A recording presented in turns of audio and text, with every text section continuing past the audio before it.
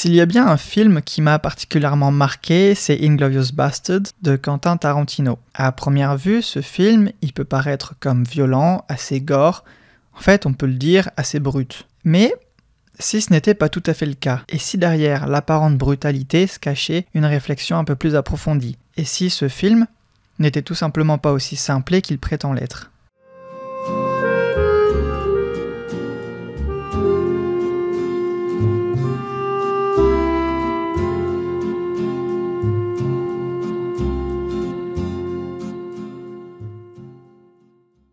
Déjà, le premier point qui m'amène à dire que le film de Quentin Tarantino, Inglourious Basterds, est un peu plus intelligent qu'il prétend l'être, c'est par rapport aux références culturelles qui sont assez nombreuses et assez riches.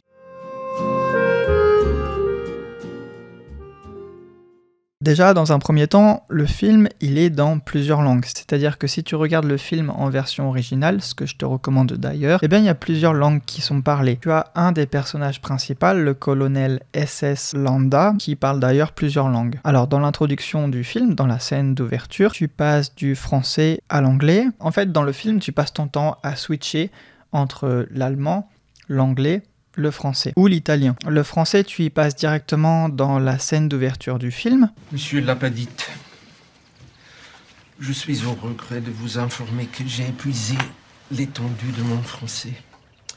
Continuer à le parler si peu convenablement ne ferait que me gêner. Cependant, je crois savoir que vous parlez un anglais tout à fait correct, n'est-ce pas? Oui. Ma foi, il se trouve que moi aussi. Puisque nous sommes ici chez vous, je vous demande la permission de passer à l'anglais pour le reste de la conversation. Certainement. L'allemand, tu as l'occasion de l'entendre à plusieurs reprises. Par exemple, lors du repas avec Goebbels, le chef de la propagande nazie. Ich sehe, hat sich Ihr öffentliches Reden verbessert. Wahrscheinlich haben wir ein Monstrum geschaffen. Ein überaus überzeugendes Monstrum.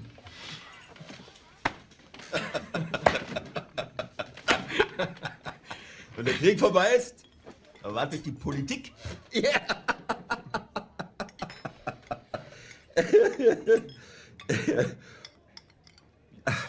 Et je trouve que c'est assez rare, un film qui te force à écouter d'autres langues alors que tu as fait le choix d'une certaine version. Enfin, tu as plusieurs différences culturelles qui sont appuyées de manière assez discrète, raffinée ou de manière un peu plus brute. Tu as par exemple des références à la nourriture allemande. Tu as aussi la référence avec le verre de lait. Et on peut aussi se poser la question de l'origine de l'étrange pipe du colonel Landa. Tu as le bingo anglais, tu as l'italien qui est vu comme une langue assez chantante. Come si chiama lei? Antonio Margarete. Ancora? Margarete. Un'altra volta, ma adesso vorrei proprio sentire la musica delle parole. En fait, toutes ces références culturelles, linguistiques, elles t'aident à comprendre le film un peu plus en profondeur. Déjà, tu arrives à comprendre un peu mieux le titre du film, qui est assez original, parce que le titre lui-même comporte une faute d'orthographe. Basterds s'écrit avec un A et non avec un E. La conclusion de cette partie-là, c'est que le film, en fait, il revient un petit peu sur le travail d'Hannah Arendt qui t'explique que le mal, c'est quelque chose d'assez banal. Elle a fait pas mal de travail de recherche sur la banalité du mal et comme quoi le mal peut être exercé, peut être fait par des personnes tout à fait normales. Et c'est le système dans lequel tu évolues qui t'amène à commettre des atrocités. Tu as notamment un des lieutenants SS qui a un raisonnement qui semble très logique. Et ben on peut voir que lui, il est prêt à mourir pour son idéologie. À un moment, ce qu'il dit de manière sous-jacente, c'est que il a découvert que les personnes avec qui il était attablé étaient des espions. Peu importe lui s'il doit mourir ou non, mais il ne laissera personne sortir du bar. Wie viele Gläser? 5. Für mich nicht. Ich mag Scotch, Scotch mag mich nicht. Ich auch nicht, ich bleib beim Shampoos. 3 Gläser.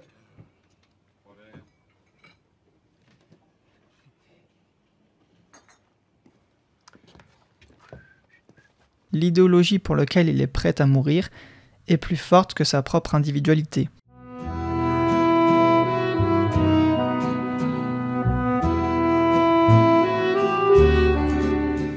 Le film, il est aussi un peu plus profond qu'on peut le penser lorsqu'on le regarde pour la première fois, de par les émotions qu'il suscite en nous. On peut justement avoir de l'empathie pour des personnages qui représentent le mal. Par exemple, le soldat allemand qui vient d'être papa et qui va être exécuté de sang-froid. Il y a aussi un moment, le lieutenant qui refuse de livrer des soldats et qui voit ça comme un acte de bravoure. I respectfully refuse, sir. Hear that? Yes. Sergeant Donnie Donowitz. Ou justement le vétéran allemand qui est peint comme un héros, qui est amoureux, qui va être éconduit et qui en fait va mourir, va être la victime collatérale, qui se pose des questions sur ce qu'il a fait. Et justement à certains moments on peut voir qu'il peut avoir du recul sur ses actions et qu'il n'est pas aussi peu lucide qu'on peut le penser. Qu'est-ce que vous faites ici? Je suis venu vous voir. Vous voyez pas que je suis occupée? Alors, acceptez que je vous aide. Écoutez Frédéric, c'est pas drôle, vous pouvez pas rester ici. C'est votre première. Vous devriez être en bas avec eux. En temps normal, vous aurez raison. Pour tous les autres films, je le fais. J'ai l'intention de supporter des soirées comme celle-ci dans l'esprit qui convient. Cependant, il n'en reste pas moins que ce film s'inspire de mes exploits militaires. Et en l'occurrence, mes exploits consistent dans le fait que j'ai tué beaucoup d'hommes. Par conséquent, la partie du film projetée maintenant, je n'aime pas regarder cette partie. Je suis désolée Frédéric. Donc, je me suis dit que j'allais monter et faire ce que je fais le mieux. Vous embêter. Et avoir la tête que vous faites, il semblerait que je n'ai pas perdu la main. Et enfin, de manière assez paradoxale, on peut être amené à haïr le camp présenté comme le camp du bien. Il y a notamment les Bastards qui exécutent de sang-froid un émetteur radio qui n'avait rien demandé, quitte à trahir leurs paroles, et en fait ils sont vus comme des personnes qui n'ont aucune parole.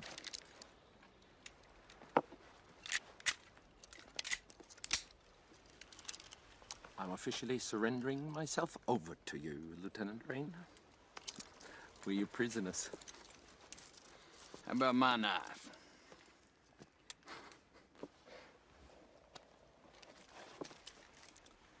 Thank you very much, Colonel. Udovich cuffed Colonel's hands behind his back. Oh, is that really necessary? I'm a slave to appearances. Scalp Herman. Are you mad? What have you done? I made a deal with you, General, for that man's life! Yeah, they made that deal, but they don't give a fuck about him. They need you. You'll be shot for this? Nah, I don't think so. More like chewed out. I've been chewed out before. You know... Et justement, moi, une scène qui m'a particulièrement marqué en écho avec les attentats de Paris, c'est l'attentat dans la scène finale, dans le cinéma, dans lequel Shoshana et aussi les Bastards tirent aussi sur des civils parce que les représentants nazis, ils sont venus avec leur famille, avec leurs femmes.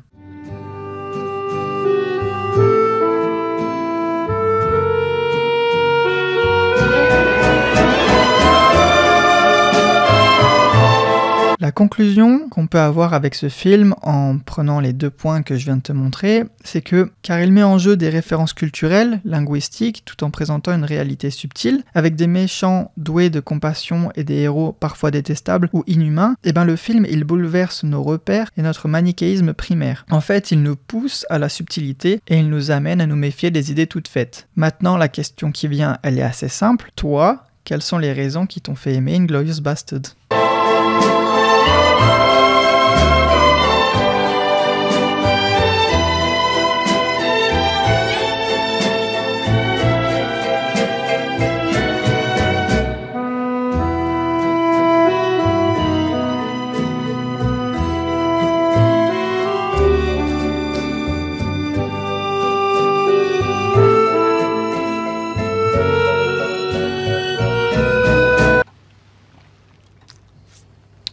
Monsieur, à votre famille et à vos vaches, je dis bravo.